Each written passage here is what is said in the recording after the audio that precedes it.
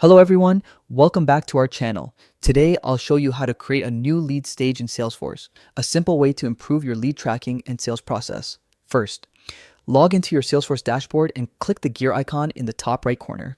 From the dropdown, select Advanced Setup. Next, use the Quick Find box and type Object Manager. Click on it to access all standard and custom objects.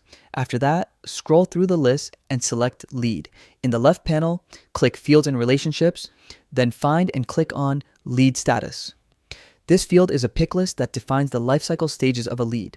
To add a new stage, click the New button under the Pick List Values section. Enter the name of your new lead stage, like working, nurturing, or any term that fits your sales process. Add any additional details if needed.